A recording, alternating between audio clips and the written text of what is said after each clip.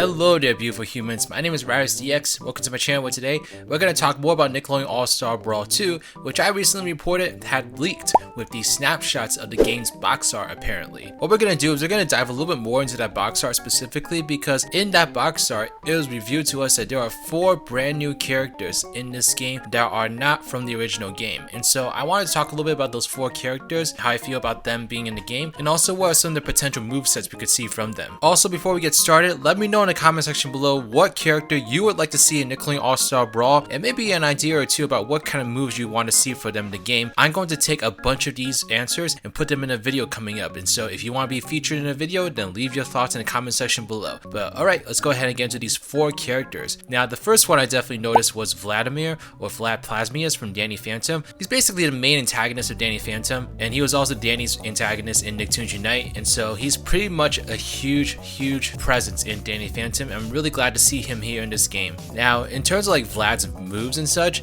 he definitely is portrayed as having similar abilities to Danny Phantom in the show. However, he's always seen as more powerful, more cunning, more intelligent and things like that, and so I definitely do see Vlad being like a more of an expert character because I think Vlad definitely has a lot of things behind him to make him really tough, and he basically is a stronger version of Danny Phantom. I think where Vlad goes wrong in the show though is that Vlad does kind of get a little bit cocky, a little bit overconfident, and as a result, he's often outsmarted by Danny through like very trivial things. And so I think Vlad as a fighter in this game should be designed in a similar way. You know, give him all those big epic abilities, you know, the duplication ability for instance. I think that'd be really cool if that was in this game, but I think it should be difficult to control and difficult to kind of find your way through because Vlad, he has a really big arsenal set, but he's definitely not always used in the most intelligent way possible. And so I think that Vlad should be a character that takes time to really master, and if you do get to a point where you're really good at Vlad, then you're basically unstoppable. And so whether that be like his moves have certain timing things that make them a little bit difficult to pull off all the time,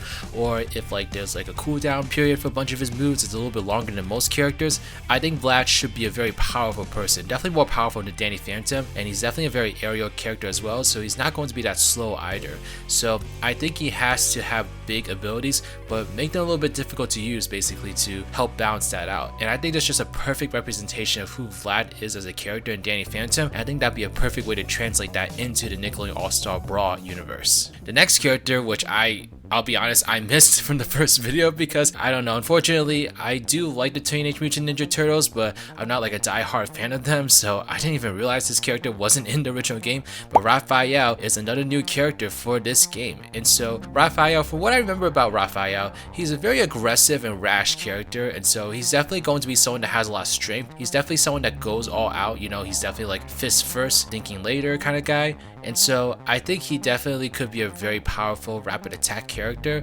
but I think because of how rash he is, you can kind of think of it as a similar manner to Vlad in the sense that he may not always do like the most intelligent or like logical things of his abilities despite how good they are. And so making him a little bit more difficult to control too as a result would be really good.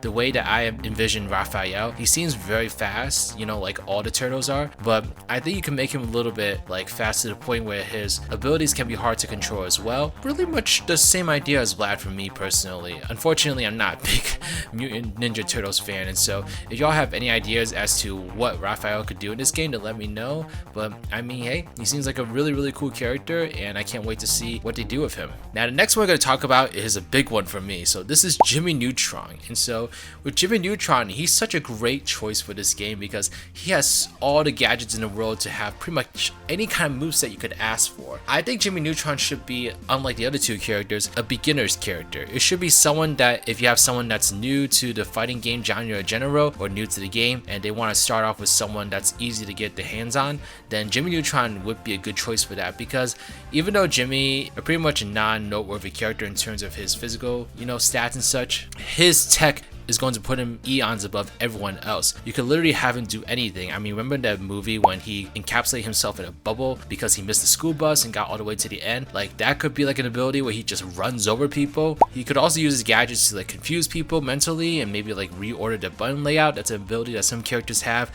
And you know, he has laser beams. He could have metallic hands with long range and short range attacks. He could literally do anything, and so that's why I think having him be one of the beginner characters just makes sense, because he's someone that like like because of the technology he has, he should be a pretty formidable player in this game regardless. And so I think that making him like one of the starting off characters and just giving people like a really easy time to play with him to get into the game, you know, win some matches, I think would be a really good idea. Kind of similar to what SpongeBob is to me in Nickelodeon All Star Brawl. Honestly though, I think if the developers aren't careful, Jimmy Neutron may be a character that needs to be heavily nerfed, and so it's important to find that balance. He definitely isn't going to be a strong character on the strength department, and so I think keeping that as his main weakness would be important.